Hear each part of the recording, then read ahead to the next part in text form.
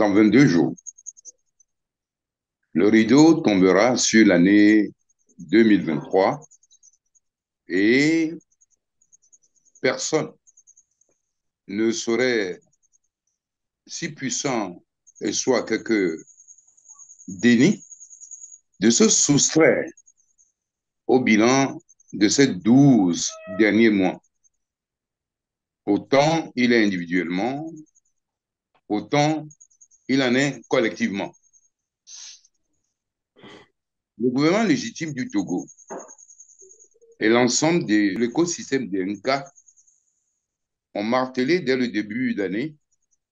que rien n'entamera leur détermination pour la reconquête de la souveraineté intégrale du Togo et qu'aucun rendez-vous électoral ne peut avoir lieu sur la terre de nos aïeux sans l'énucléation du contentieux électoral issu de la présidentielle du 22 février 2020. Posture de loyauté à la sacralité du vote du souverain peuple togolais qui a engendré des attaques multiformes contre la DMK tout au long de l'année. Deux épisodes majeurs ont ici marqué les esprits. La crise du 10 avril 2023, avec le départ des participationnistes, vaille que vaille, aux élections législatives et régionales, et la crise de novembre 2023 relative à un prétendu abandon par la DMK du patriarche de la nation, son Excellence, Monseigneur Philippe Fanako Bodjoro, devenu sans-abri en Suède. Chacune des crises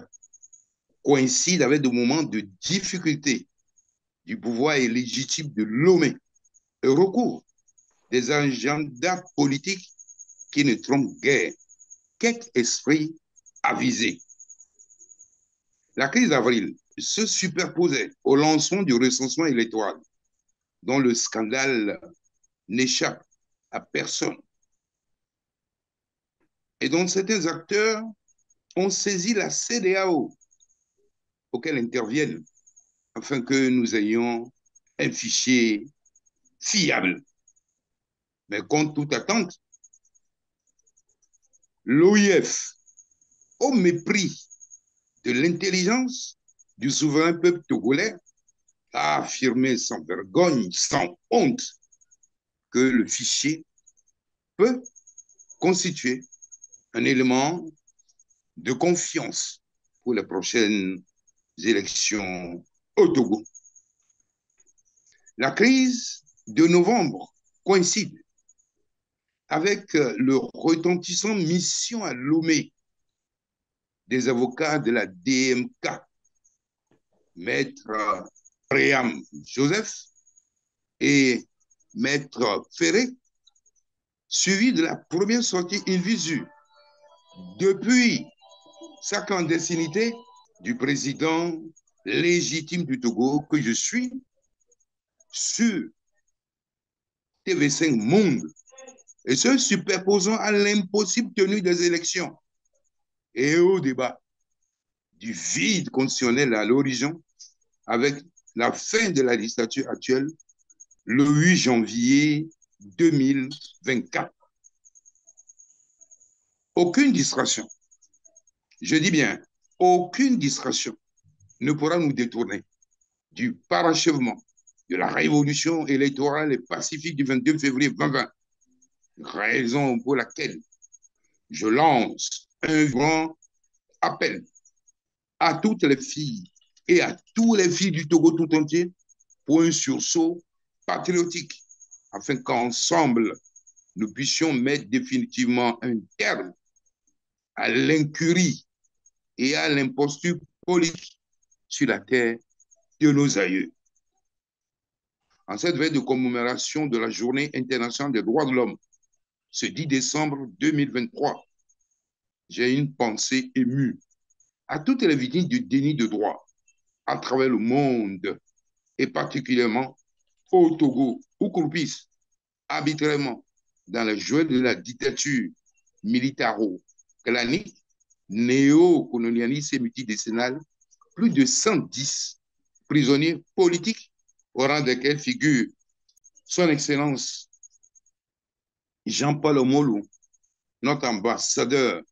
près de la Confédération helvétique. Tout en saluant tous les défenseurs des droits de l'homme, j'en appelle à une mutualisation des énergies en vue d'actions fortes devant déboucher sur la libération de tous les prisonniers politiques au Togo. La mission de Maître Briam et de Maître Ferré a démontré de façon éclatante au monde entier que Faure Gnassingbé est un faussaire qui s'impose aux Togolais et qui va répondre avec ses complices dans les semaines à venir devant le tribunal de première instance de Nanterre à Paris. Quid du procès Bolloré pour atteinte à la souveraineté économique du Togo. Dans ces conditions,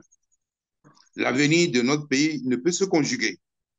avec des faussaires et des fossoyeurs de la République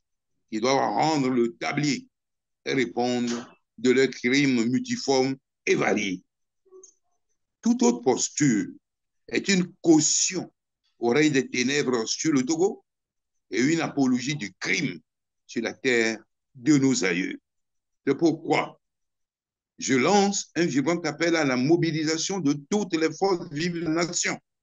de même que les forces de défense et de sécurité, pour sauver le Togo en danger en cette fin d'année. Rien,